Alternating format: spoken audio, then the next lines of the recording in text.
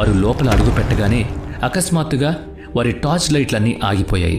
వాళ్ళ రేడియో డివైజ్ల నుంచి ఒక వింతైన ఏడుపు శబ్దం వినిపించింది. భయంతో టీం లీడర్ డాక్టర్ రవి వెంటనే తవ్వకాలను ఆపేయమని ఆదేశించారు. అసలు అక్కడ ఏముంది? పురాణాల ప్రకారం అక్కడ 3 ప్రధాన సొరంగాలు ఉన్నాయి. ఒకటి బ్రహ్మాస్త్ర సొరంగం. దీని చివర్లో అత్యంత శక్తివంతమైన అస్త్రం ఉందని నమ్ముతారు. 1993లో బ్రిటిష్ ఇంజనీర్లు దీన్ని వెతకడానికి ప్రయత్నించారు. కానీ ఆ ప్రాసెస్లో 5 ఇంజనీర్లు రహస్యంగా మాయమైపోయారు. రెండవది స్వర్ణ వానర మార్గం. శ్రీకృష్ణదేవరాయలు ఇక్కడ 500 టన్నుల బంగారాన్ని దాచారని ప్రచారం ఉంది. 2018లో రాడార్ సర్వే చేసినప్పుడు ఇక్కడ వింత లోహాలున్నట్లు తేలింది. మూడవది కాలాపానీ సొరంగం. ఇందులో నల్లటి నీరుంటుంది. 2001లో ఒక ల్యాబ్ టెక్నీషియన్ ఈ నీటిని టెస్ట్ చేయడానికి ప్రయత్నించగా తన కంటి చూపును కోల్పోయాడు.